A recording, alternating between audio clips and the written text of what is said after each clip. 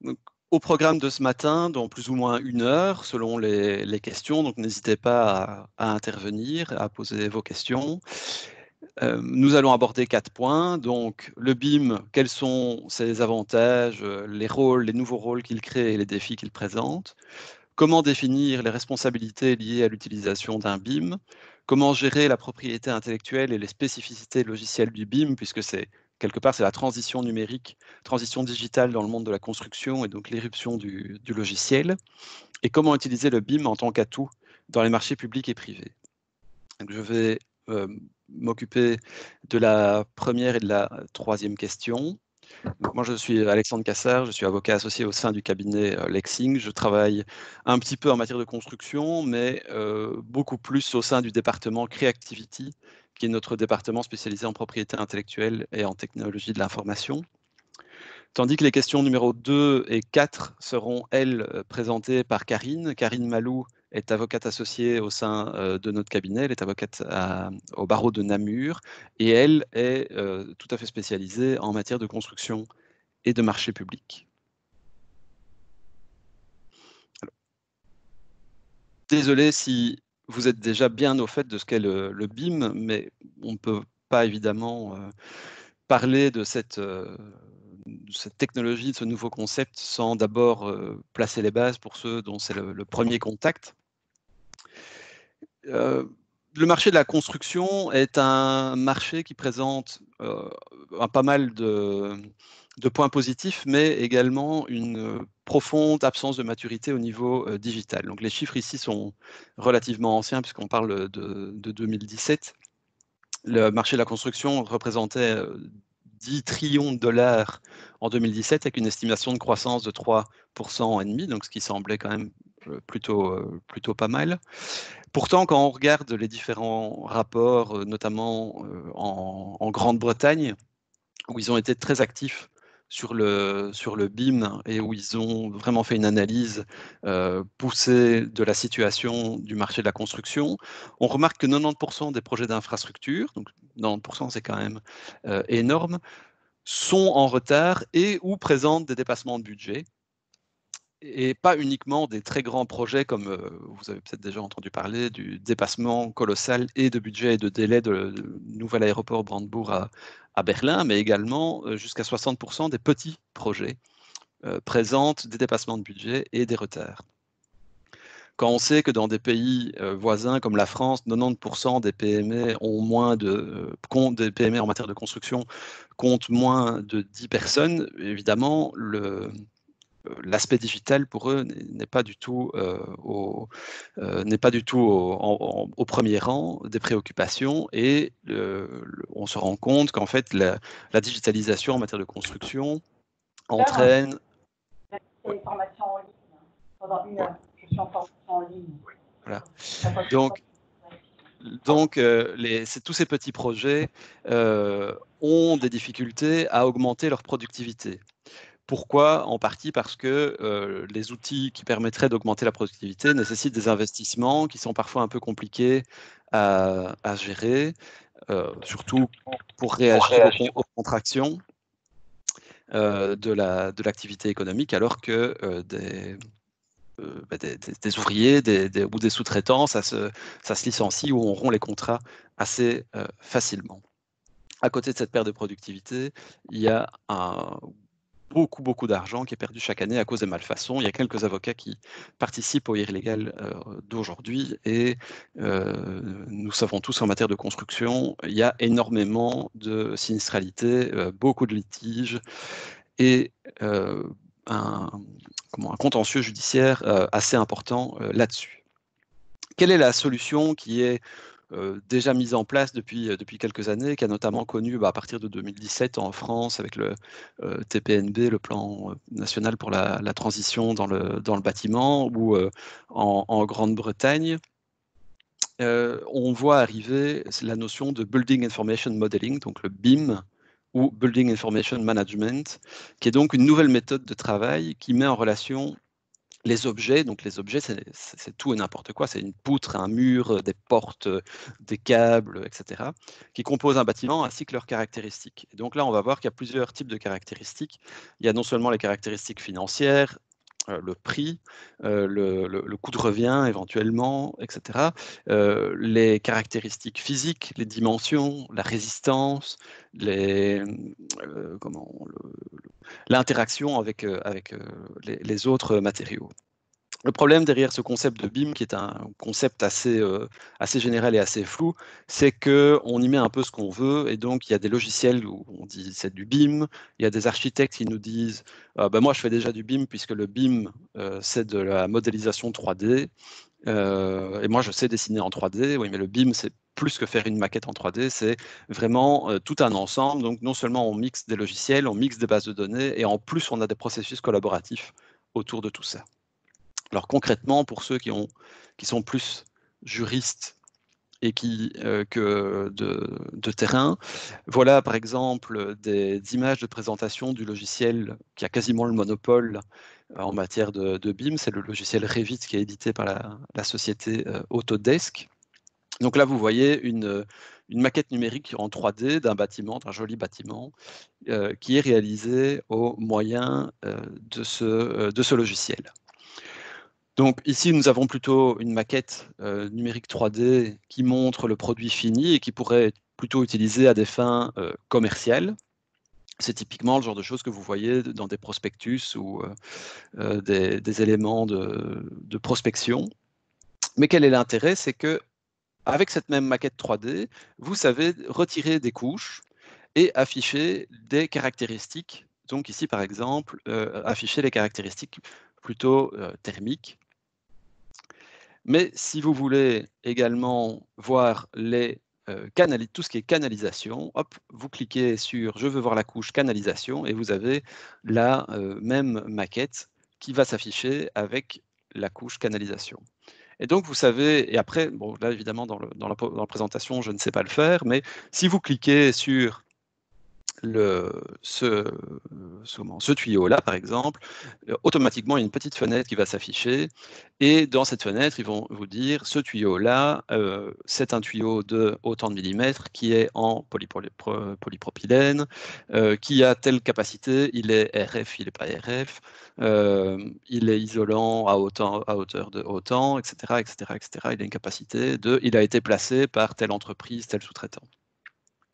Et donc, au sein de cette maquette 3D, on sait zoomer et dézoomer, si vous voulez, et on sait faire une utilisation extrêmement fine et extrêmement variable de cette maquette pour les différents corps de métier et également à des fins de prospection. Évidemment, la maquette n'est pas tout. Comme je vous l'ai dit, il y a un processus collaboratif qui doit se mettre en place autour du BIM. Et le BIM est en fait une espèce d'entrepôt de données où un ensemble de données vont être rassemblées ensemble par les différents intervenants. Et chaque intervenant va avoir accès à ces données de manière unique, et quand il va faire une modification sur ces données, les modifications vont se retrouver en une fois sur le serveur, et il y aura une traçabilité des accès.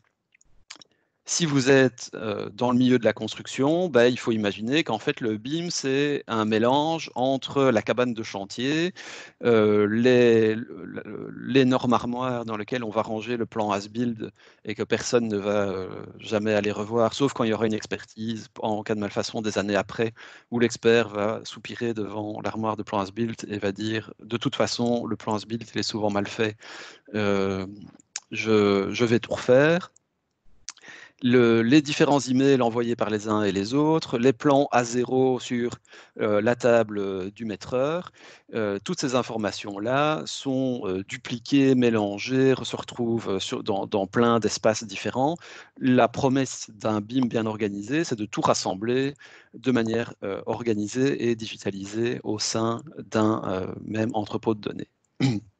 Donc là, vous voyez, Karine va en reparler, mais l'image que vous voyez là est extraite du site, le BIM Portal, donc c'est le site du CSTC qui fait la promotion du BIM qui est pas mal fait. Du tout, vous trouverez pas mal d'informations aussi sur ce site. Alors, le problème, c'est que le BIM, il y a plein de gens qui mettent des choses très différentes dedans. Donc, je vous ai dit, il y a les architectes qui disent, mais moi, je fais déjà de la modélisation 3D, donc je fais déjà du BIM. Il y en a qui mettent un Dropbox pour mettre tous les fichiers PDF avec les plans et qui disent, bah, j'ai un document partagé, je fais du BIM. Alors, d'une certaine mesure, ils ont raison, mais le BIM va au-delà de tout ça, puisque le BIM permet non seulement de faire de la visualisation 3D à des fins commerciales, permet de faciliter en amont dans le processus commercial le métrage et le chiffrage des coûts. Un point qui est extrêmement important, c'est la clash detection. Donc, comme en fait vous modélisez la construction dès le départ, vous savez, et en 3 dimensions, vous savez déterminer très précisément quand 2 objets vont rentrer en conflit l'un avec l'autre avant que le travail ne soit fait. Donc, quand il y a un problème de communication entre l'architecte, le bureau d'études stabilité, le bureau d'études techniques spéciales et l'entrepreneur, et que quand on arrive sur le chantier et qu'on se rend compte qu'il y a une canalisation qui doit passer à travers une dalle et que c'est compliqué de percer la dalle, ça va poser des problèmes de stabilité, ouais, à ce moment-là, on bricole sur le chantier, on doit réagir, ça prend... ça complique les choses, tandis que si vous faites la réalisation du BIM en amont, enfin en tout cas c'est la promesse qui est faite, vous évitez tous ces problèmes de clash détection, tous ces problèmes de clash, de conflit entre les différents objets mis en œuvre. Et donc une personne avec qui on discutait de ça nous expliquait que pour un projet pilote dans le sud de la France, ils avaient 18 mois pour construire un groupe scolaire. Donc au départ, ils s'étaient dit on va préparer pendant 1 mois, on va construire pendant 17 mois. Comme c'était un projet pilote pour le BIM, ils ont essayé d'y aller de manière consciencieuse, en prévoyant finalement 4 mois pour la préparation. Donc pendant 4 mois, ils ont fait des réunions, ils ont ils ont construit vraiment de A à Z le bâtiment dans le BIM, dans la maquette numérique. Et finalement, ils ont construit à proprement parler, en coulant le béton, en 14 mois, donc c'est-à-dire 3 mois de moins que ce qui était prévu pour la construction en dur normalement. Tout ça parce que le travail de conception, au départ, avait été fait de manière très importante. La gestion du changement est évidemment facilitée à partir du moment où tout est centralisé. Puis une fois que vous avez le BIM est bien fait, pour la gestion des bâtiments, le facility management ou les services généraux, c'est évidemment beaucoup plus facile puisque le facility manager, lui, a accès à ce document informatisé structuré et il ne doit pas commencer à aller chercher les informations dans le plan as-built qui est parfois mal fait. Et d'ailleurs, le BIM est très souvent poussé par des promoteurs immobiliers qui gèrent des parcs et qui disent « moi, je veux avoir ce BIM pour pouvoir l'utiliser dans le cadre de ma gestion par après ». Donc, c'est probablement avec la visualisation 3D à des fins commerciales les deux moteurs du BIM. La gestion énergétique est évidemment facilitée puisque je vous ai montré une image avec les informations. Et on voit également de plus en plus apparaître ce qu'on appelle le DREAM, donc le Destroy and Recover Information Management, donc qui va dès le départ, dès la conception du bâtiment, va prévoir que ce bâtiment va un jour être démonté, démoli, et de manière à lister les matériaux qui sont mis en œuvre afin de faciliter après leur dépose et leur recyclage éventuellement. Alors, il y a de nombreux défis évidemment liés à la digitalisation et pour l'instant, enfin jusqu'il y a peu de temps, le BIM tel que nous on le connaissait et tel que nous sommes consultés par des entreprises, c'était plutôt réservé à des très grands projets et c'était un petit peu novateur et tout le monde se cherchait un petit peu. Maintenant, point positif de la crise sanitaire, on se rend compte que tout le monde se digitalise à marche forcée et que plusieurs petits entrepreneurs que l'on pensait incapables de faire des visioconférences ou d'utiliser l'informatique pour autre chose que générer leurs factures, en fait, y arrivent tout à fait et s'y mettent. Et donc, il n'est pas impossible qu'un des effets de cette transition digitale forcée soit l'avènement du BIM. Dernier élément, avant que je cède la parole à Karine, le BIM, je vous l'ai dit, il y a plusieurs modèles de BIM qui sont différents, et en fonction de ces modèles de BIM, il y a plus ou moins de nouveaux rôles qui apparaissent au sein de du chantier. Donc, il y a différents modèles de BIM très rapidement. Il y a des modèles internes, donc ça, c'est-à-dire un entrepreneur va utiliser le BIM pour augmenter sa productivité propre, éventuellement avec ses sous-traitants, mais il n'y aura pas nécessairement de collaboration avec les autres acteurs de la construction.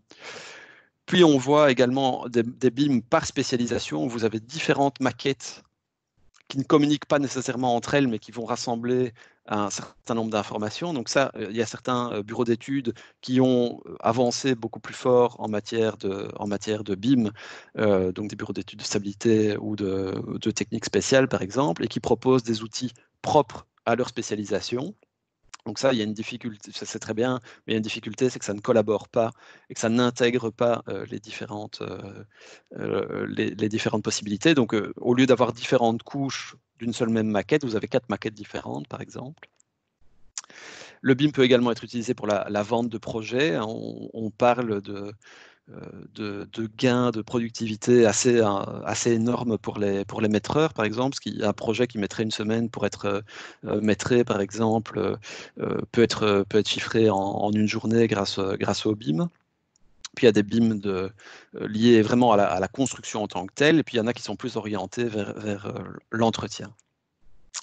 En fonction de cette internalisation et de cette collaboration du BIM, du degré de collaboration du BIM, on se rend compte qu'il y a des acteurs qui apparaissent, et notamment un acteur pour les plus grands projets où vraiment on a la nécessité d'encadrer cette collaboration. On voit que le nouveau rôle qui apparaît, celui d'Information Manager, donc dont le boulot est vraiment de s'assurer que tout le monde utilise correctement les outils BIM qui sont mis à disposition. Et tout le monde se regarde un petit peu en chien de faïence pour voir qui va adopter ce rôle. Donc, est-ce que ça va être le project manager, les assistants à la maîtrise d'ouvrage? Donc, apparemment, c'est plutôt eux qui s'accaparent ce marché, en tout cas en France. Est-ce que ça va être l'entrepreneur général? Est-ce que ça va être l'architecte? Est-ce que ça va plutôt être le bureau d'études?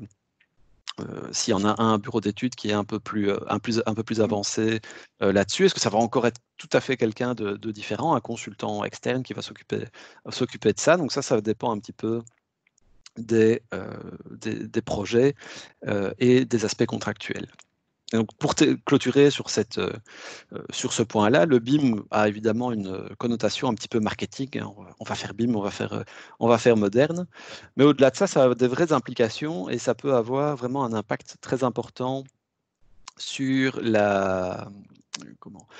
sur la productivité, sur la fluidité du chantier. Et là, on s'aperçoit que la définition du projet est refléter cette définition du projet dans la contractualisation est tout à fait primordial et doit être fait en amont afin de profiter au maximum des avantages du BIM. Voilà, je vais maintenant arrêter le partage de mon écran, céder la parole à Karine. N'hésitez pas si vous avez des questions sur cette première partie, ou alors vous pouvez les garder pour la fin. Voilà, merci Alexandre pour cette belle introduction sur le sujet. Je vais partager mon écran si j'y arrive.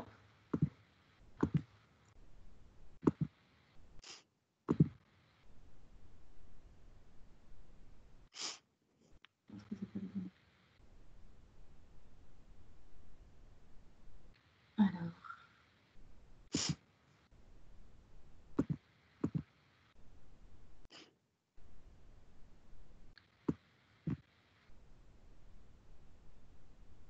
Voilà, pardon. Hop.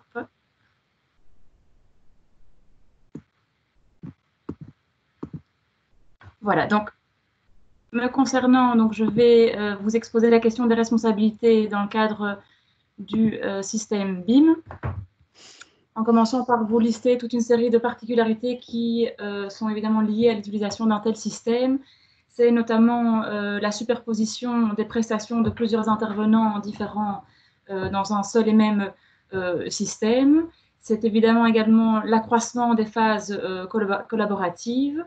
On vous l'a dit, l'intervention de nouveaux acteurs, Alexandre vient de vous en parler, par rapport entre autres aux responsables BIM qui pourraient être désignés. Et cela implique surtout que tous les intervenants soient actifs dans le processus du projet dès le départ, à l'initiative même du projet. Alors, ces particularités, elles ont évidemment un impact sur le régime des responsabilités. Comme vous le voyez ici sur la slide, par rapport aux 3 caractéristiques que je vous ai citées, les 3 premières, donc la superposition des prestations de plusieurs intervenants, le fait qu'il y ait des phases collaboratives et l'implication de tous les intervenants en début de projet, eh bien, cela va avoir un impact sur les responsabilités et la superposition en fait, et l'enchevêtrement des responsabilités qui vont s'entrecroiser, si je puis dire, sur la ligne du temps de chacune des interventions.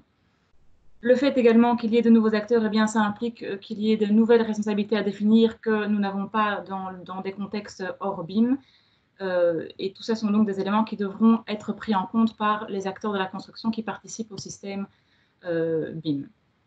Alors, au niveau juridique, il n'y a pas d'encadrement qui a été de manière spécifique établi pour le système BIM.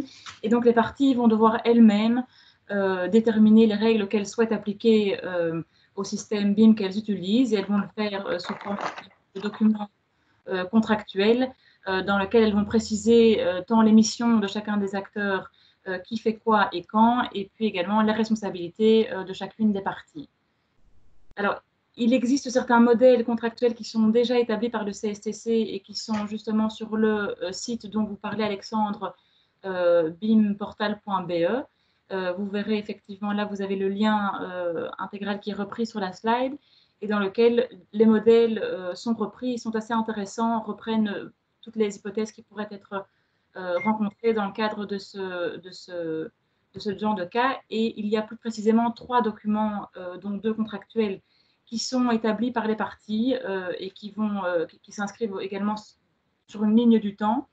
Tout d'abord, la note de vision, qui est un document spécifique plus au maître d'ouvrage, dans lequel lui va mettre ses attentes et ses exigences par rapport au projet qu'il projette de faire. Et dans un second temps, il y aura alors le protocole BIM, qui sera alors là un document contractuel entre toutes les parties, qui sera élaboré après la note de vision du maître d'ouvrage et qui en tiendra compte évidemment, et dans lequel seront repris alors tous les accords et les règles qui seront applicables au projet.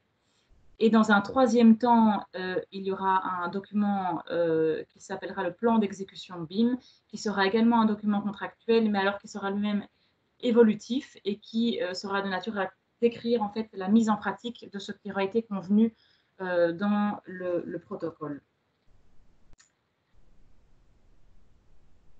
Alors, évidemment, parmi ces 3 documents, le document sur lequel je vais m'arrêter aujourd'hui, c'est le protocole en tant que tel, qui donc décrit finalement l'intégralité des règles applicables, des règles juridiques applicables aux parties.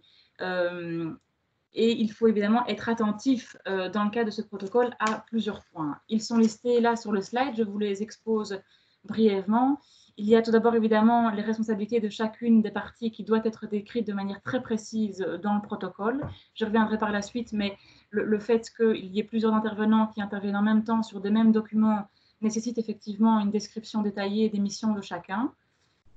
Il faut également être attentif à insérer dans ce protocole le principe selon lequel le fait qu'on soit dans un contexte de collaboration n'implique pas systématiquement que les concepteurs soient par exemple responsables des méthodes des entrepreneurs et à l'inverse, que chacun finalement est donc responsable que pour sa mission telle qu'elle est libellée dans le protocole. Il faut également être attentif au fait que, et le prévoir dans le protocole, que tous les changements qui seront faits, toutes les modifications qui seront faites par les intervenants soient transposées dans les documents présents sur le BIM pour éviter évidemment des difficultés.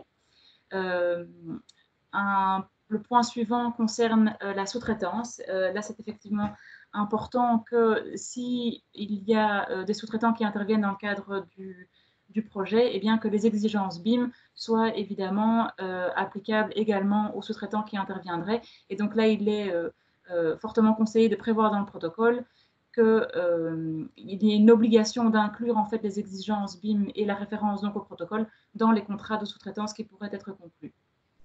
Enfin, un dernier point sur lequel on attire votre attention, c'est toute la question du sort des modèles et des données après la fin du chantier. Toutes ces questions-là qui doivent donc être réglées dans le protocole.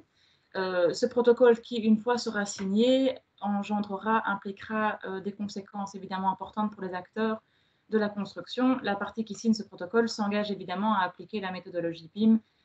Cela paraît effectivement logique.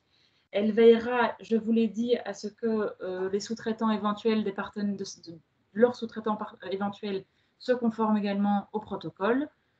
Et alors, un point sur lequel il y a lieu d'attirer votre attention, c'est la signature du protocole. Oui, mais par qui? Il y a effectivement plusieurs hypothèses.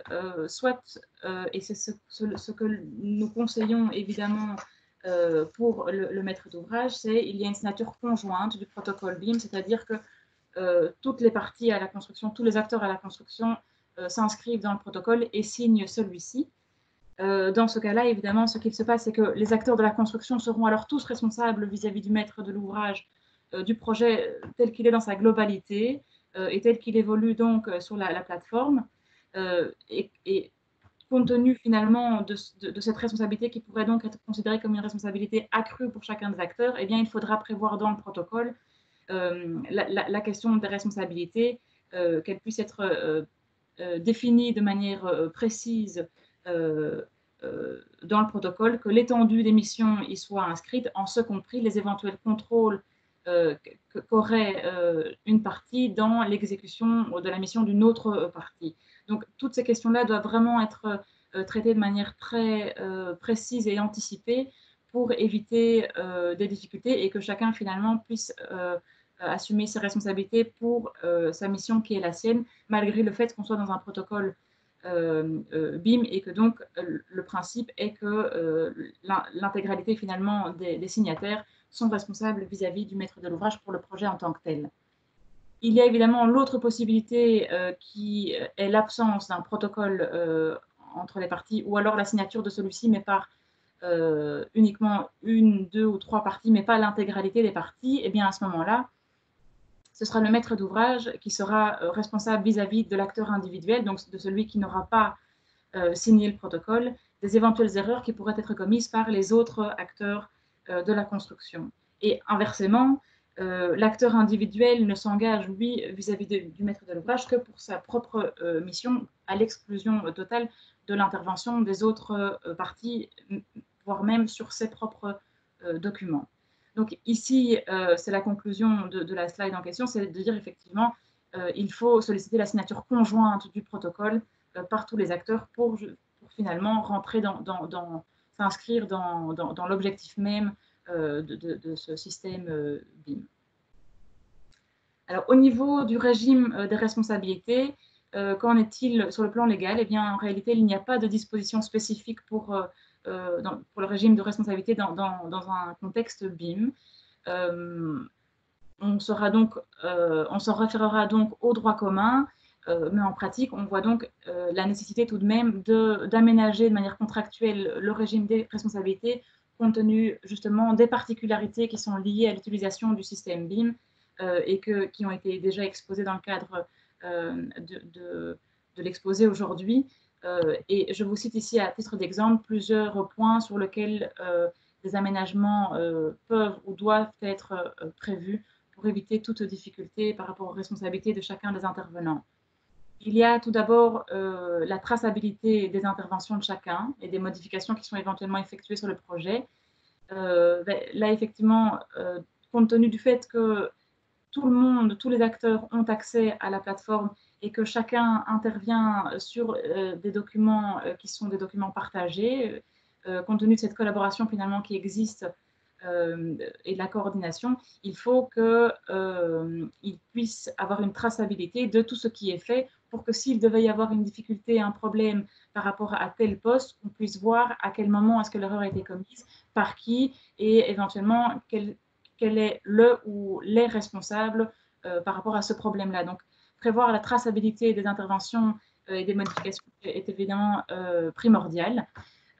Alors, chaque auteur est évidemment responsable de ses propres modifications et ne peut aller modifier les modèles des autres partenaires qui ne le concerneraient pas. Maintenant, il est clair que la modification que quelqu'un peut faire dans le cadre du projet aura très vraisemblablement un impact sur le modèle d'un autre. Et donc ici vient le principe du contrôle mutuel qui est accentué par rapport aux intervenants qui doivent vérifier ce qui a été fait postérieurement à leur intervention pour vérifier que tout est en ordre, voir si eux ne doivent pas venir régulariser certaines choses, actualiser certaines choses, modifier, adapter d'autres. Et donc, on voit ici vraiment le principe de coordination qui reste un élément très, très important dans ce système BIM et surtout la co-responsabilité qui pourrait exister entre les acteurs de la construction pour un seul et même problème, co-responsabilité qui pourrait concerner également le gestionnaire, le responsable BIM, de par le rôle qui lui aurait été assigné dans tout ce principe de coordination, etc. Donc, la traçabilité est vraiment un élément, une sonnette d'alarme qu'il faut avoir en tête dans la rédaction des documents contractuels pour éviter toute difficulté. Un deuxième point, toujours par rapport au régime des responsabilités et des adaptations dont il faut tenir compte, c'est le fait qu'il y a dans un système BIM une aggravation des devoirs de conseil de chacun des professionnels.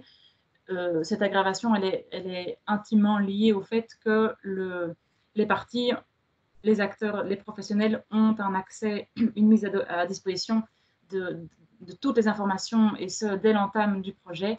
Elles participent à la maquette numérique collaborative et donc disposent de beaucoup plus d'informations que dans un contexte hors BIM. Leur devoir de conseil est donc accru et elles ne pourraient pas s'en exonérer en disant qu'elles n'avaient pas accès à telle ou telle information. Une responsabilité plus immédiate est également à relever en termes de délai et des plannings. Les acteurs de la construction ont accès à toutes les données, les erreurs sont facilement identifiables et le seront de manière beaucoup plus anticipée qu'avant. Et donc, s'il devait y avoir un problème dans les délais et le planning, à ce moment-là, évidemment, la responsabilité serait beaucoup plus immédiate. On pourrait en plus beaucoup plus facilement identifier où a été la difficulté, pourquoi est-ce qu'il y a eu un retard, etc. etc. Donc, la responsabilité ici des acteurs de la construction est sans doute accentuée ou en tout cas beaucoup plus facile à prouver, à déterminer dans le cadre du système BIM. Et alors, un dernier mot par rapport toujours à ce régime de responsabilité, c'est évidemment les responsabilités au niveau du RGPD, le fait qu'il y ait énormément d'échanges d'informations qui se passent dans le cadre de cette plateforme maquette numérique. Il faut évidemment que chaque partie prenne cette responsabilité par rapport au RGPD, qu'elle soit responsable de l'exactitude et de la mise à jour des données personnelles qu'elle donne. Et il sera du coup nécessaire de désigner une personne responsable de la gestion du traitement des données à caractère personnel. C'est un des éléments qui doit évidemment être pris en compte dans les clauses liées aux responsabilités. Alors, le dernier point que j'aborde concernant les responsabilités, vous verrez, il y a 3 slides qui se suivent et qui reprend en réalité un tableau des intervenants qui peuvent être liés au système BIM, et vous avez à chaque fois pour chaque intervenant les missions et responsabilités qui leur incombent, qui sont mises à titre plus illustrative qu'exhaustive. Vous verrez, je vais les lister de manière assez brève, mais donc pour les maîtres d'ouvrage et tous les partenaires de projet, acteurs de la construction, évidemment, c'est à eux d'introduire leurs propres documents dans la plateforme. Il contribue à l'élaboration des plans d'exécution. Je rappelle que c'est donc la mise en pratique finalement du protocole. Ils doivent respecter le protocole par le fait d'être signataires, effectivement, ils n'en ont pas le choix. Et je vous le rappelle encore une fois, ils doivent intégrer le protocole dans les contrats, dans les éventuels contrats de sous-traitance. Au niveau du maître d'ouvrage en tant que tel, dans le cadre de gros projets, il sera éventuellement assisté d'un assistant à la maîtrise d'ouvrage. Le maître d'ouvrage participe évidemment à la prise de toutes les décisions, telles que dans un projet plus ordinaire, finalement, hors contexte BIM. Vous avez des nouveaux acteurs qui peuvent être le BIM Process Manager qui, lui, s'occupe vraiment du processus BIM en tant que tel et s'assure de son bon déroulement. Vous avez comme nouvel intervenant, non pas comme nouvel intervenant, mais comme autre intervenant plutôt, le coordinateur BIM qui peut en fait être comparé à un coordinateur de sécurité santé dans le cadre des chantiers actuels hors BIM. Et enfin, tous les partenaires de projet, de responsables de la modélisation, qui sont évidemment partis au projet. De nouveaux intervenants encore, je vous l'ai déjà dit, le responsable BIM qui a tout son intérêt lors de grands projets et qui a un rôle de manager finalement dans la réalisation et la gestion du BIM. Et alors un dernier groupe d'intervenants ici qui est que l'on ne retrouve pas dans les chantiers hors BIM, ce sont évidemment les fournisseurs ici du logiciel qui, eux, s'occupent de la vérification du contrat et qui ont une obligation de résultat en termes de fiabilité et de traçabilité des documents. Et les fabricants, évidemment, aussi, qui mettent à la disposition des objets numériques et qui ont une responsabilité également dans les missions qui leur sont confiées. Alors, en conclusion, donc, concernant le régime des responsabilités, on voit que dans un système BIM et en l'absence de cadre juridique spécifique, il n'y a pas d'impact significatif par rapport au droit commun. On va donc appliquer les règles de la responsabilité de droit commun, même si on se rend compte évidemment qu'il y a une co-responsabilité qui est accrue liée au fait de la superposition et de l'enchevêtrement des responsabilités. Ceci étant dit, si la co-responsabilité peut être considérée comme accrue, elle sera également et contradictoirement totalement atténuée finalement par les avantages qu'apporte le système BIM, qui garantira beaucoup moins d'erreurs en termes de conception, en termes de planning, etc., etc. Une petite précision par rapport aux responsabilités, principalement concernant du coup les acteurs de la construction, c'est l'obligation d'un chef, par exemple d'un architecte, de préciser, d'informer en tout cas sa compagnie d'assurance du fait qu'elle s'inscrit dans un système BIM pour tel ou tel projet. Alors on pourrait s'inquiéter du fait de savoir est-ce que ce serait une aggravation du risque ou pas. Dans un sens, on pourrait penser que oui, vu cette co-responsabilité accrue qui existe, mais qui pourrait directement être contrecarrée par le fait, par les avantages finalement qu'offre le système et qui pourrait du coup rassurer les compagnies d'assurance sur le fait qu'il y a moins finalement de risques à sinistre en s'inscrivant dans le système.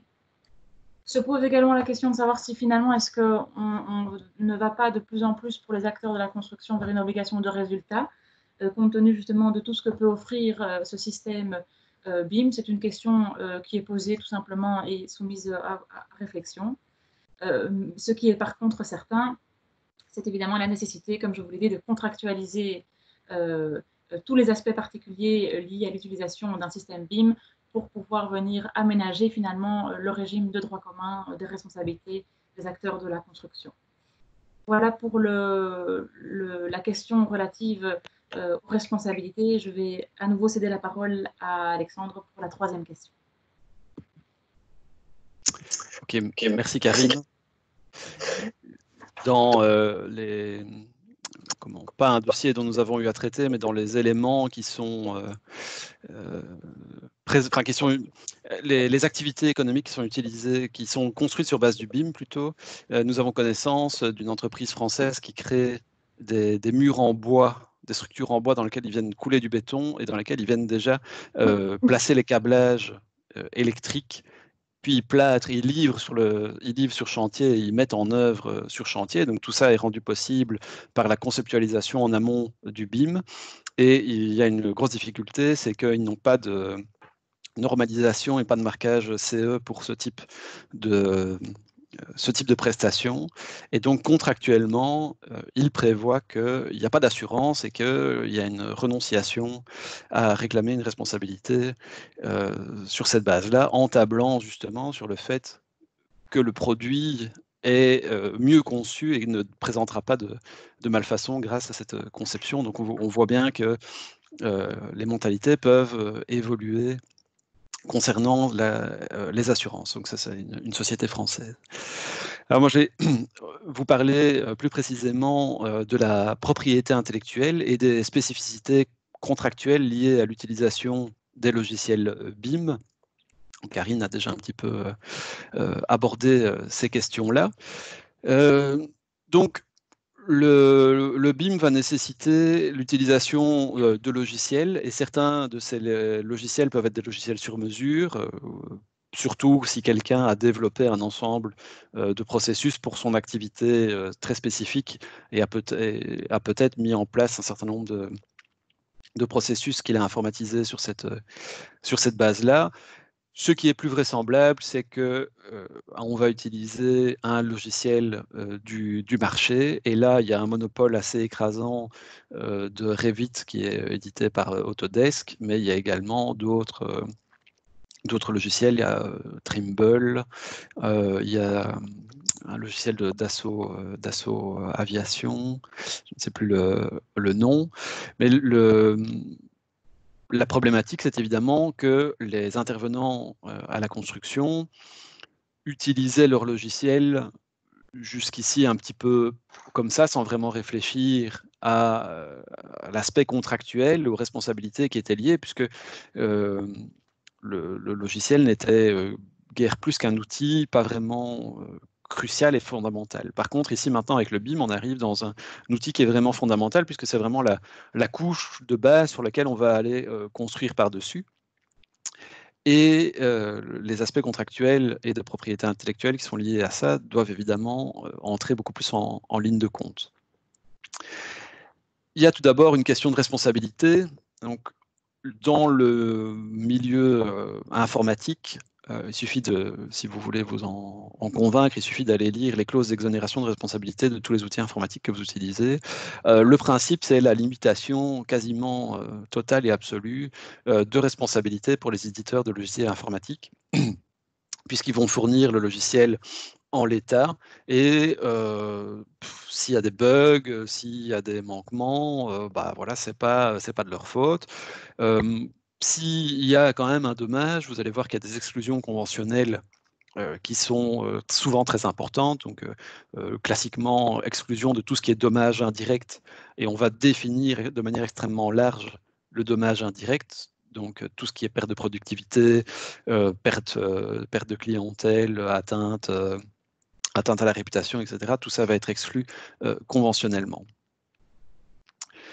Selon le logiciel utilisé et selon évidemment le levier de négociation, ces clauses de responsabilité avec votre fournisseur de logiciel devraient, dans la mesure du possible, être revues. Maintenant, sauf si vous êtes vraiment un très grand groupe de construction ou un promoteur immobilier à l'échelle mondiale, normalement Autodesk ne va pas modifier ces conditions pour vous. Maintenant, il n'est pas exclu que des plus petits fournisseurs le fassent. Si le logiciel BIM est fourni en software as a service, donc vous avez un système cloud où le BIM va être hébergé dans le cloud et les outils logiciels vont être accessibles via votre ordinateur, on peut éventuellement jouer sur le Service Level Agreement, donc c'est l'accord de niveau de service, pour essayer d'avoir des niveaux de service les plus hauts possibles. Donc, globalement, qu'est-ce qu'un niveau de service? C'est vous vous engagez à ce que mon logiciel tourne 99,99% du temps. Vous vous engagez à ce que si je pose une question, la question est prise par votre service de support dans les X heures, à partir du moment où je pose la question, et le point est résolu dans les X heures. Donc tout ça est mis dans le Service Level Agreement et doit faire l'objet d'une négociation. il n'est évidemment pas question que tout d'un coup le BIM s'arrête de fonctionner pendant 2 jours et que le chantier soit mis à l'arrêt à cause de ça ou qu'on doive tout d'un coup repasser au papier. La question de la propriété intellectuelle sur le logiciel en soi n'est peut-être pas extrêmement importante. Par contre, elle se pose avec une acuité tout à fait particulière sur les formats qui sont utilisés, puisque le BIM a vocation, je vais élaborer un petit peu là-dessus dans les prochains slides, mais le BIM a pour vocation de suivre le bâtiment pour une durée qui est assez longue, et sur cette durée longue, vous ne savez pas prévoir les éventuelles faillites des éditeurs, le fait que le Facility Manager utilise un autre logiciel. Donc l'interopérabilité des formats est une question tout à fait cruciale. Et malheureusement, les entreprises, les éditeurs de logiciels en situation de monopole profitent de cette situation de monopole pour encore plus verrouiller les clients dans leur écosystème en utilisant des formats qui sont très peu interopérables et qui sont très peu ouverts, ce qui est vraiment un enjeu assez important. Et puis, dans le cadre de la négociation contractuelle avec votre éditeur, vous devez évidemment faire attention à l'évolutivité du logiciel, puisque d'une part, vous avez envie que votre logiciel évolue, qu'on y rajoute des nouvelles fonctionnalités, de manière à ce qu'il soit toujours au top du top et qu'il soit protégé contre les attaques éventuellement. Donc l'évolutivité, la mise à jour est un point important en matière de cybersécurité. Mais d'un autre côté, vous ne voulez pas que tout d'un coup, des fonctionnalités que vous utilisez au quotidien disparaissent ou soient modifiées et que ça ait un impact éventuellement sur votre maquette numérique et votre manière de fonctionner. Donc il y a un équilibre à chercher là-dessus. Comment est-ce qu'on peut assurer la pérennité et la lisibilité des formats tout au long de la durée de vie du BIM qui est liée à la durée de vie du bâtiment, donc ça peut être vraiment des dizaines d'années. Alors il y a des mécanismes qu'on appelle les mécanismes d'escroc ou de dépôt séquestre, où les logiciels, les codes sources des logiciels sont déposés chez un tiers de confiance qui va vous restituer le code source du logiciel en cas de faillite de l'éditeur de société, de manière à ce que vous puissiez réutiliser ce logiciel, même si l'éditeur n'est plus là dans 10-20 ans. C'est une solution qui est tout à fait intéressante à partir du moment où vous avez évidemment les moyens de redémarrer un logiciel à partir des codes sources, ce qui n'est évidemment pas toujours le cas. La solution idéale serait d'utiliser des logiciels ou en tout cas des formats ouverts interopérables qui seraient lisibles par un grand nombre de machines. On parle de format XML par exemple, par un grand nombre de logiciels, pardon, plutôt que de machines. Mais comme je vous l'ai dit, là, il y a un enjeu économique, puisque les éditeurs de logiciels n'ont pas spécialement intérêt à proposer des formats ouverts et interopérables de manière à capter un maximum de clients. Puis il y a la question des données. Donc on a parlé des données à caractère personnel, mais ici, je vais plutôt parler des données techniques. Donc ce sont des données techniques relatives à des objets qui sont mis en œuvre. Ces données sont fournies selon un certain format, selon une certaine structuration. En général, ce sont des bibliothèques d'objets, ce qu'on appelle des e-catalogues, qui sont produits par les... ces e-catalogues sont produits par les fabricants. Certains fabricants fournissent dans un certain format les données relatives à leurs poutrelles, à leurs câbles, etc., de manière à être intégrés dans le BIM. Et donc, comme le format de la maquette BIM en tant que tel, le format des e-catalogues est également problématique, puisque idéalement, il faudrait que ce soit un format lisible, interopérable, structuré, normalisé de la même manière pour tout le monde. Mais selon les puissances et les monopoles, évidemment, c'est beaucoup plus difficile. En ce qui concerne la propriété intellectuelle, maintenant, la propriété intellectuelle des différents acteurs de la construction. En fait, la problématique se pose déjà à l'heure actuelle, puisque les processus, par exemple, les processus collaboratifs éventuellement mis en œuvre par les entrepreneurs généraux pour coordonner les chantiers. Ils en ont déjà à l'heure actuelle et d'une certaine mesure, dans le cadre du processus un peu fouillis qu'on a vu au début de collaboration entre les différents acteurs du chantier, d'autres intervenants pouvaient avoir un aperçu de ces processus. De même, les intervenants pouvaient capter des informations sur peuvent à l'heure actuelle capter des informations sur les données commerciales des promoteurs. Les architectes, ou éventuellement les bureaux d'études dans certains cas, disposent d'un droit d'auteur, mais ce droit d'auteur est mélangé pour l'instant dans la masse. Il y a tout un ensemble de données techniques et les e-catalogues. Tout ça est accessible, ou en tout cas, on peut mettre la main dessus à l'heure actuelle, mais ce sera évidemment beaucoup plus facile d'extraire ce type de données, de réutiliser, de modifier éventuellement un plan d'architecte, que quelqu'un d'autre aille modifier un plan d'architecte au sein d'un BIM, qui est un travail justement collaboratif, où justement l'idée, c'est que tout le monde puisse avoir accès à beaucoup plus d'informations, de manière structurée, de manière organisée, de manière hiérarchisée. Et ces questions-là se posent avec beaucoup plus d'acuité, puisque tout le monde craint un petit peu que d'autres acteurs de la construction, éventuellement concurrents, ici on collabore sur le même chantier, mais sur d'autres marchés, on est éventuellement concurrents, puissent aller puissent extraire des données et les réutiliser. Alors c'est un point qui est évidemment très très important et qui va nécessiter deux aspects. Tout d'abord, va nécessiter un shift de la perception en disant, ben voilà, maintenant nous travaillons dans un cadre collaboratif qui nécessite beaucoup plus de discussion, beaucoup plus de transparence, beaucoup plus d'ouverture. Et c'est comme ça, et c'est tant mieux, c'est pour un mieux. Et un deuxième aspect qui est évidemment l'aspect contractuel, en disant, même si nous sommes dans un cadre collaboratif, nous devons nous rendre compte que nous sommes confrontés à des éléments protégés par la propriété intellectuelle, à des éléments protégés par des secrets d'affaires, et nous devons évidemment respecter ces limites-là, et ça ne fait jamais de tort de mettre ça par contrat. Élément encore important, puisque tout d'un coup, la cybersécurité arrive dans l'histoire. Auparavant, le risque principal par rapport au plan as-built, c'est qu'il soit perdu, qu'on oublie dans quelle armoire le plan as-built soit rangé. Ou que l'armoire prenne feu, éventuellement.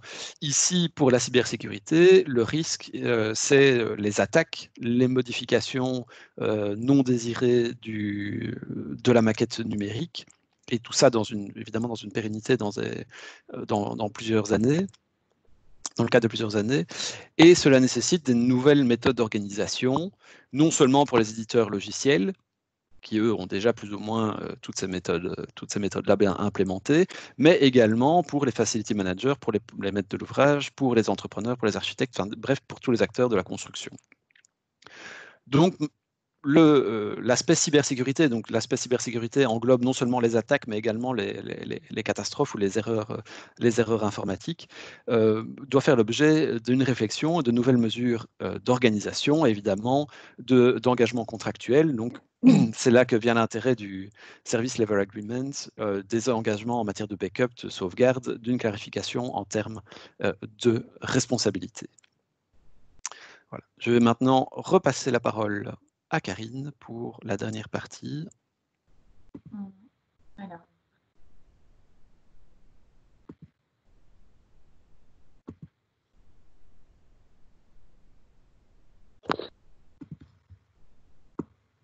Voilà, alors la quatrième et dernière partie concerne l'utilisation du BIM en tant qu'atout dans les marchés privés et publics. Alors, l'utilisation du BIM et les caractéristiques particulières qui en découlent permettent évidemment de réaliser des économies tant en termes de temps qu'en termes d'argent. Tel que vous le voyez ici sur la slide, les caractéristiques du BIM se divisent finalement en deux grands axes qui est d'une part la gestion des informations relatives à l'ouvrage sur un support unique et d'autre part la collaboration accrue et anticipée de tous les intervenants à l'acte de construire. Nous avons relevé pour l'exposé d'aujourd'hui 5 atouts majeurs du BIM qui sont applicables tant en matière de marché privé qu'en matière de marché public. Et je vous donnerai après quelques atouts qui sont plus spécifiques au marché public. Alors au niveau donc des marchés publics et privés, le premier atout que nous avons relevé, c'est une meilleure coordination et un meilleur suivi des travaux. Donc, on vous l'a dit à plusieurs reprises, le BIM est un lieu unique dans lequel toutes les informations relatives à l'ouvrage sont enregistrées. Et donc, cette gestion finalement de l'information, elle permet non seulement de concevoir, mais également de construire et encore d'exploiter ensuite l'ouvrage d'une manière beaucoup plus facile, plus rapide et plus économique. Le suivi de chantier sera évidemment facilité par le BIM, puisque l'utilisation d'un modèle permet de simuler les différentes phases des travaux avant même leur réalisation et de produire du coup des documents graphiques et autres qui sont nécessaires au suivi de chantier. Alors, en plus de la coordination et du suivi des travaux, il y a un atout majeur qui est la production simplifiée d'un document as-built complet. Le BIM permet effectivement la production de ces documents en maquette numérique qui sera alors fidèle à la construction et qui aura été suivi dès le départ et aura suivi toute l'évolution finalement du projet. Et donc intégrera dans ces documents l'ensemble des données de chaque équipe qui compose les acteurs de la construction. Et donc finalement, grâce au BIM, vous aurez de manière immédiate la production d'un DU qui sera automatisé et qui facilitera du coup évidemment la gestion de l'ouvrage après la construction. Et c'est un avantage certes pour le maître d'ouvrage qui est en demandeur de tous ces documents-là qui sont liés à l'entretien et à la maintenance en fait de leur ouvrage. Donc c'est un atout qui n'est pas à négliger. Alors un troisième atout que nous avons relevé est évidemment une amélioration de la collaboration. Ça, on vous l'a déjà dit à plusieurs reprises. Le fait en réalité qu'au niveau de la conception, par exemple, la prise en charge, les parties qui sont en charge de la conception, elles vont pouvoir modéliser la situation qui est projetée et grâce à ces modèles qui seront faits d'une situation future, ces modèles pourront être transmis aux autres parties pour que soient réalisées les études techniques, pour que soit préparée l'exécution par les entrepreneurs, etc., etc. Et donc, il y a vraiment une approche finalement intégrale du projet, tant en termes de conception que de mise en œuvre que d'utilisation finale de l'ouvrage, qui est offerte ici par le système BIM, puisque tous les intervenants sont actifs et œuvrent ensemble dès le début, dès l'entame du projet. Un quatrième atout qui est lui aussi primordial, c'est l'anticipation et la diminution des erreurs. Le BIM permet une simulation, il simule la construction et vérifie la bonne superposition de l'ensemble des éléments. Tout cela en amont, c'est un gain de temps, c'est un gain d'argent pour une réalisation d'un projet. Donc c'est certes un point très positif parce que les erreurs pourront être identifiées en amont, elles pourront être du coup corrigées en amont et toute difficulté auxquelles on pourrait être confronté aujourd'hui dans le cadre de l'exécution d'un marché devrait pouvoir être évitée par ce système qui est le système du BIM, et ce tant au niveau de la conception que de l'exécution que en termes de planning et des délais d'exécution d'un chantier. Alexandre, tout à l'heure avec un exemple dont on avait eu vent, c'était le fait qu'une société qui devait construire tout un établissement scolaire, finalement, n'a pas émis il n'y a pas eu un dépassement de budget d'un seul euro et les délais, finalement, les travaux ont été terminés en déant les délais qui avaient été prévus. La maîtrise du budget, enfin, également important.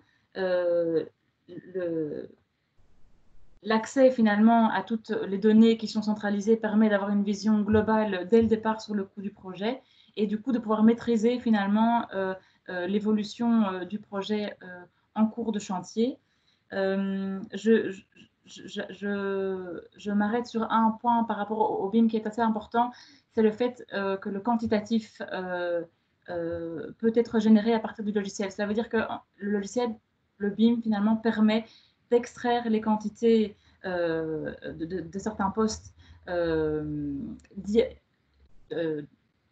oui, donc d'extraire les quantités. Une fois qu'on a les quantités des matériaux, de ce dont on a besoin, on va y associer des prix et on pourra alors avoir des offres de prix qui seront bien plus rapides qu'avant. Parce que l'avantage est évidemment qu'aujourd'hui, lorsqu'on attend une offre de prix d'un entrepreneur, eh bien, on est dépendant finalement de l'efficacité de l'entrepreneur, de sa rapidité et de sa manière de travailler. Alors qu'ici, avec le système BIM, on aura déjà toutes les quantités qui seront prédéterminées grâce au système qu'offre le BIM, et on sera déjà du coup beaucoup plus avancé dans toutes ces questions d'offre de prix et de visualisation finalement du budget de ce que pourra être le projet. Donc l'avantage du budget, c'est une maîtrise certes, mais tant en termes de avant le projet pour avancer de manière beaucoup plus rapide sur la mise en place du projet qu'en cours de projet pour vérifier l'évolution du projet et surtout maîtriser tout éventuel dépassement de budget.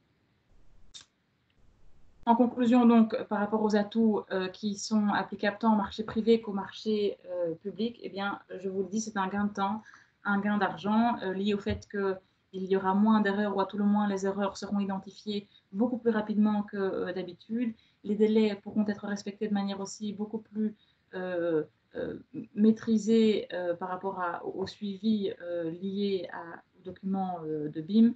Les données seront à jour de manière beaucoup plus facile. La centralisation finalement de tous les documents permettra tant ce gain de temps que ce gain d'argent. Alors, je vous l'ai dit, quelques particularités relatives au marché public. Donc, vous avez ici l'article 22.4 de la directive du Parlement européen et du Conseil du 26 février 2014 qui prévoit que les marchés membres peuvent exiger l'utilisation les États membres peuvent exiger l'utilisation d'outils électroniques particuliers tels que des outils de modélisation électronique des données du bâtiment. Donc, on voit effectivement que les pays, la Belgique, peut exiger l'usage finalement d'un système BIM, ce qu'elle n'a cependant pas fait. Donc, il n'y a effectivement en droit belge aucun recours obligatoire au BIM pour les marchés publics, ce qui n'empêche cependant pas le pouvoir adjudicateur d'y avoir recours et de l'imposer aux soumissionnaires. Alors, pourquoi le ferait-elle? Est-ce un avantage pour elle ou pas? Vous allez voir ici qu'effectivement, c'est certainement un avantage. Les avantages sont d'une part similaires à ceux que je viens de vous lister dans mon premier point qui concernait tant les marchés privés que pour les marchés publics, mais il y a des avantages spécifiques aux marchés publics, je vous l'ai dit. Et ils sont au nombre de 4. Le premier concerne à nouveau, et je vous en ai déjà parlé, le calcul des quantités. Donc, le modèle numérique permet de déterminer non seulement le nombre d'éléments qui doivent être réalisés dans un projet, donc par exemple le nombre de murs, le plancher, les toitures, les poutres, les colonnes, les fenêtres, etc. Mais le système permettra également de calculer les quantités qui sont nécessaires, les quantités donc de matériaux qui seront nécessaires pour les éléments en question. Donc, je parle du nombre de briques, par exemple le nombre de tuiles, le nombre de plaques de plâtre, de chapes, etc., etc. Et les concepteurs pourront du coup élaborer un métré qui permettra au soumissionnaire alors de préparer son offre de prix. Et ce métré qui sera élaboré alors a l'avantage d'éviter toutes les erreurs qui pourraient être liées à un comptage manuel. Il y aura donc moins de risques de formules erronées, d'oubli dans le métré, de modification des quantités, etc. Tout ça grâce au système BIM. Donc, le calcul des quantités est donc un point positif ici, effectivement, sans doute plus pour le soumissionnaire, quoique pour le maître d'ouvrage également, le pouvoir adjudicateur, qui évitera toute erreur dans l'établissement finalement des métriques qu'elle soumettra au soumissionnaire. Un deuxième point important en termes de marché public, cela concerne les variantes. Donc, comme vous le savez, dans les marchés publics, un soumissionnaire souvent a la possibilité, mais pas toujours effectivement, de proposer des variantes dans l'offre qu'il dépose. Mais lorsqu'il dépose des variantes, il doit évidemment pouvoir étudier au préalable tous les impacts des modifications qu'il propose sur le projet. Et cette maquette numérique, finalement, du BIM permettra de rendre cette tâche beaucoup plus facile. Pourquoi? Eh bien, en réalité, parce que le soumissionnaire, lorsqu'il va modéliser sa variante en la comparant aux données de la maquette initiale, eh bien, il pourra identifier rapidement les avantages et les inconvénients que représente sa variante. Il pourra également identifier les éventuelles erreurs qu'elle pourrait induire. Et par rapport au coût également de la variante, eh bien, lorsqu'il va intégrer sa variante dans le modèle existant, il pourra adapter très rapidement les quantités et alors comparer ces dernières par rapport aux quantités qui étaient initialement prévues dans l'offre de base. Et donc, il pourra voir beaucoup plus rapidement et de manière beaucoup plus juste les différences de prix qu'implique le dépôt d'une éventuelle variante à l'attention du pouvoir adjudicateur. Donc, pour le soumissionnaire, ici, le travail est facilité au niveau des variantes qu'il pourrait proposer au pouvoir adjudicateur. Un troisième atout, toujours à l'avantage du soumissionnaire, mais qui permettra du coup moins d'erreurs pour la suite, c'est d'avoir une connaissance parfaite de l'environnement du projet. L'environnement d'un projet a évidemment énormément d'influence sur l'offre de prix à remettre. Je vise par exemple l'accessibilité ou non au chantier, la possibilité ou pas d'installer des échafaudages, tous des points pratiques finalement qui doivent être pris en compte par un soumissionnaire lorsqu'il dépose une offre. Et donc cela permet finalement de cibler beaucoup plus l'offre d'un soumissionnaire ou en tout cas de faciliter les recherches qu'il a à faire pour la connaissance de l'environnement dans lequel le projet sera établi. Et enfin, et là c'est un avantage certain pour le pouvoir adjudicateur pour éviter tout recours des soumissionnaires dans le cadre de l'attribution d'un marché, c'est évidemment le fait que le système BIM permettra pour le pouvoir adjudicateur d'automatiser l'analyse des offres qui lui sont communiquées par les soumissionnaires. Il pourra vérifier la conformité avec les spécifications techniques du cahier des charges. Il pourra vérifier les éventuels prix anormalement bas. Il pourra également vérifier l'impact de l'utilisation des matériaux qui lui sont proposés par un soumissionnaire, etc., etc. Et donc ici, c'est évidemment une garantie importante d'impartialité et d'indépendance dans l'attribution par le pouvoir adjudicateur d'un marché qui serait de nature du coup à diminuer le risque d'un recours d'un soumissionnaire qui aurait été évincé dans le cadre de l'attribution d'un marché. Donc voilà, au niveau des atouts, vous voyez, il est un fait qu'ils sont fort importants. Ils concernent tant les marchés privés que les marchés publics. Il y a plusieurs spécificités effectivement par rapport au marché public. Mais voilà, de manière assez brève finalement, les atouts que l'on peut épingler dans l'utilisation d'un système BIM pour les marchés publics et privés. Et j'en ai donc terminé pour la quatrième question de l'exposé d'aujourd'hui. Ok, merci Karine pour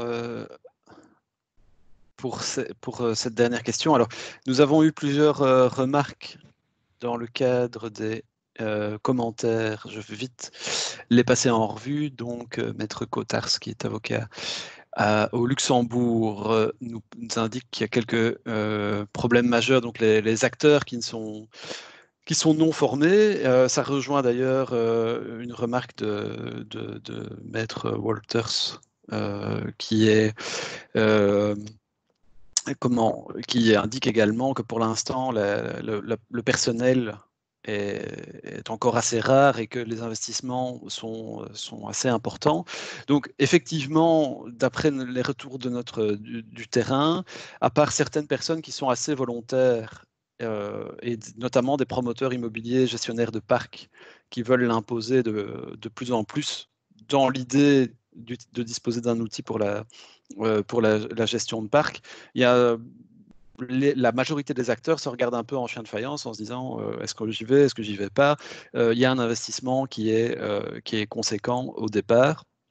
notre pari, et qui est suivi par beaucoup d'autres, c'est que, par beaucoup d'entités en tout cas, c'est que c'est le futur, mais qu'il faut que ça s'enclenche un petit peu et que ça viendra soit, enfin, et ou des grands promoteurs qui vont l'exiger, et ou des constructeurs de maisons individuelles qui vont utiliser les maquettes numériques et l'implication que ces maquettes permet par rapport au maître de l'ouvrage comme des outils commerciaux. Donc des constructeurs de maisons individuelles vont pouvoir beaucoup plus impliquer dans la conception leurs clients, donc les maîtres de l'ouvrage, et donc nous voyons ça comme étant un des deux axes de pénétration, si vous voulez, de développement du BIM. Alors les monopoles des éditeurs de logiciels sont effectivement problématiques. Hein. J'ai déjà parlé de Revit. Donc, Autodesk Revit gagne effectivement beaucoup d'argent sur la formation, puisqu'ils ont un support pour apprendre à utiliser leur logiciel. C'est un investissement, et une fois qu'on a fait l'investissement de former ces gens sur son logiciel, surtout si ce logiciel rend compliqué l'interopérabilité avec d'autres logiciels, ben, on finit par rester captif d'un même écosystème. Ce même écosystème devient tellement dominant qu'on ne sait plus évidemment négocier avec lui, et que par exemple demander un escroc est tout à fait hors de question, alors que c'est peut-être éventuellement possible si vous faites appel à des petits entre guillemets, prestataires IT. D'ailleurs, le CSTC et d'autres équivalents nationaux essayent de pousser de plus en plus des formats open source et interopérables. Alors, Maître Cottard dit également qu'en cas de litige, il faut trouver des experts formés au BIM capables d'analyser les étapes de la maquette. Oui, ça va être si jamais il y a de la sinistralité également avec le BIM, et il y en aura très probablement dans les années à venir, ça va être un vrai défi. D'ailleurs, nous, on a l'expérience non seulement des expertises en matière de construction, mais également des expertises en matière informatique. Et les expertises en matière informatique sont très souvent beaucoup plus compliquées, et il est beaucoup plus difficile de trouver des experts vraiment compétents en matière informatique. Donc ici, on va devoir trouver des experts qui ont les deux ensemble, et c'est vrai que ça ne va pas être évident.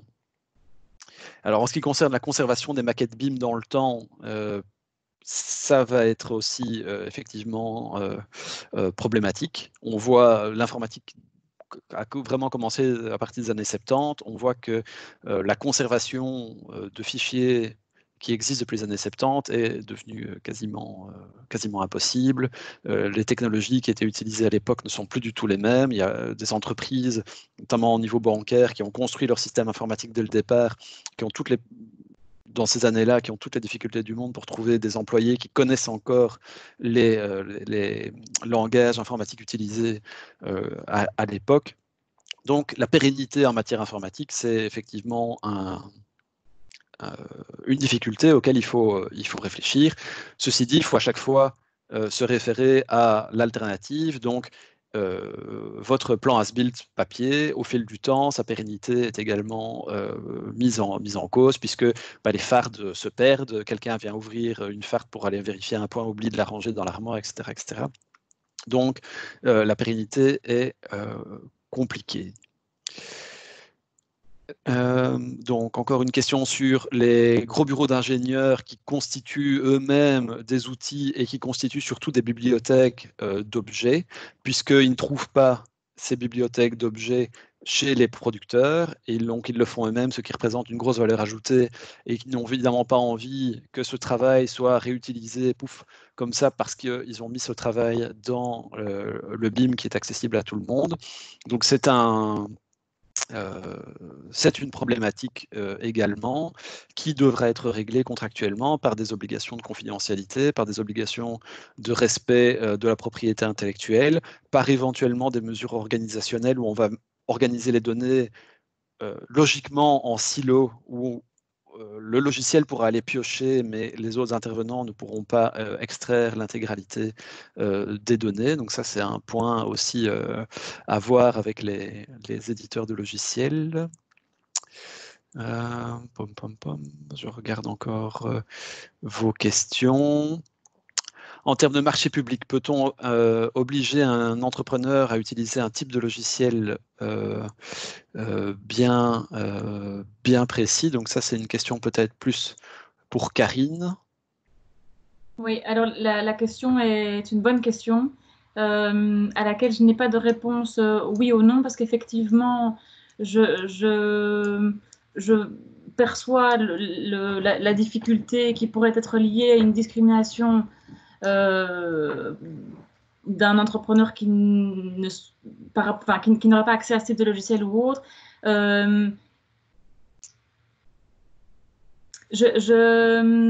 ne sais pas, c'est une bonne question qui nécessite pour moi une petite recherche. Si cela vous intéresse, je peux effectivement faire la recherche et vous revenir dans le courant de la journée pour vous donner plus d'informations, parce que je préfère ne pas me lancer dans une direction qui pourrait être la mauvaise direction. Donc, mais je prends note de votre nom et si vous pouvez me laisser peut-être vos coordonnées, je vous écrirai par email aujourd'hui pour vous communiquer une réponse. On a les coordonnées. Oui, très bien. Je reviens vers vous sur cette question-là, pas de souci. Alors, donc, la force de preuve des données informatiques, des recherches de solutions qui sont financées par des assurants. Oui, donc ici, Monsieur Walter rejoint une remarque qui avait été également émise par François Cottars concernant le fait que les assurances ne vont peut-être plus vraiment financer un risque, mais financer une recherche de solutions. Donc ça peut être tout à fait quelque chose qui va être organisé dans les prochaines années. Je pense que ça peut effectivement être intéressant. Et quant au mode de preuve, quant à l'utilisation de données informatiques en matière de preuve, ça c'est aussi une question qui n'est pas évidente, qui parfois ne pose absolument pas de problème, parce que les gens ne contestent pas en soi que ces données soient légitimes. Ah ben voilà, je vois que Monsieur Walter Maître Walter et François travaillent ensemble, donc c'est pour ça qu'ils ont les idées qui se rejoignent. Donc, les données informatiques, ben voilà, vous produisez un log informatique en disant telle personne a modifié à telle heure, etc. Personne ne conteste la légitimité du log. Il n'y a pas de problème. S'il y a des contestations ou si c'est plus compliqué que de simplement produire un log d'accès, qu'il faut aller vérifier quelque chose, on va devoir passer par une analyse forensique, donc avoir un expert informatique qui va arriver dans la boucle et qui va devoir aller auditer le système pour vérifier la traçabilité des opérations. Et là, effectivement, on est tout à fait dans l'expertise longue, compliquée et probablement coûteuse. Voilà, alors, je ne sais pas si vous avez encore des questions. Le cas échéant, vous pouvez évidemment brancher votre micro et poser la question. Sinon, nous restons évidemment à votre disposition. Vous pouvez nous envoyer des emails pour faire le service après-vente de la présentation, n'hésitez pas. Et voilà, nous avons été un peu plus long que prévu, donc nous allons vous libérer de manière à ce que vous puissiez rester chez vous à tout hasard. François Cottars, ici, je voulais juste peut-être illustrer un cas concret qui est assez parlant pour les acteurs qui ne sont pas formés. Je vous donne un exemple d'un gros contrat ici pour une banque luxembourgeoise qui voulait faire un tout nouveau bâtiment avec notamment des éléments de façade préfabriqués. Et alors, la mauvaise bonne idée, finalement, c'est d'imposer une sorte de plateforme. Hein. Ce n'était pas du BIM intégré comme on l'entend, en 3D parfait, avec tous les acteurs et un BIM manager, etc. Mais c'était donc une situation où ils voulaient créer une plateforme où tout le monde pouvait partager les données. Et la problématique se pose, c'est qu'à un moment donné, les plans sont validés par, je dirais, l'ingénieur, en tout cas le chef de projet, et ça part vers le fabricant des éléments préfabriqués de façade, qui lui met tout en route au niveau de la fabrication, et à un moment donné, quand il arrive pour livrer sur le chantier se rend compte que les plans qui ont été validés, qui lui ont été communiqués, d'une part, ne sont pas les derniers plans à jour, parce que les modifications ont été intégrées encore postérieurement, sans qu'il ait été prévenu en bonne et due forme avant de passer la commande de préfabrication. Et le deuxième problème, c'est que concrètement, sur chantier, les angles des éléments de façade, du gros œuvre, ne correspondaient pas au plan. Donc un problème d'exécution sur chantier. Et donc ce litige-là mène à des retards. Finalement, le maître d'ouvrage, qui est la banque, impute ces retards à ce sous-traitant pour les éléments de façade, qui évidemment était lui bien formé aux techniques de préfabrication et de BIM et compagnie, c'est très bien défendu, et c'était du pain béni pour son conseil, puisqu'on a pu finalement négocier une substantielle indemnité de résiliation du contrat à charge de la banque. Donc voilà un cas concret où ici l'acteur principal finalement c'était la banque, n'était pas bien accompagné au niveau de cette plateforme, et ça posait des problèmes qui peuvent s'enchaîner en cascade évidemment pour tous les sous-traitants. Voilà. Sinon je voulais vous remercier pour la qualité de votre webinaire, et on a essayé avec Jacques aussi de l'animer un peu, puisque c'est un sujet qu'on aime beaucoup ici à Luxembourg. Je vous ai mis un petit message, donc comme quoi on a ce qu'on appelle le CRTIB qui essaye d'avoir une initiative pour créer des documents, je dirais, de sources partagées en format standardisé, mais c'est assez compliqué. Et leur ambition, c'est de faire un BIM 2, c'est-à-dire c'est pas une totale maquette 3D, mais c'est un stade un peu inférieur, où tous les acteurs travaillent sur un projet commun, mais qui n'est pas collaboratif en temps réel, on va dire. Et ils ont beaucoup de mal, en tout cas, à avancer là-dessus. Et le gros challenge, c'est finalement de former les acteurs professionnels du secteur, et surtout les PME et les petites entreprises qui n'ont pas forcément les budgets pour former leurs entreprises et engager du personnel pour ça. Voilà, merci beaucoup. Ouais. Avec plaisir, merci pour ce retour d'expérience. Effectivement, l'exécution, on peut concevoir aussi bien qu'on peut. Une fois que c'est mal exécuté, on aura quand même toujours du boulot en matière de sinistre construction, je pense. Peut-être un peu moins, mais il y en aura quand même. Et bien voilà, merci à tous. Donc vous allez recevoir un lien avec de pouvoir télécharger la présentation et un accès à la vidéo. Je ne sais pas si c'est un téléchargement de la vidéo, si elle va être mise sur une plateforme. C'est pas moi qui gère cet aspect-là, mais en tout cas vous pourrez revoir, et si jamais un point ne devait pas être clair, n'hésitez pas à nous revenir. Voilà. Bonne journée à tous. Merci beaucoup. Au revoir. Merci. Au revoir. Au revoir. Merci, au revoir.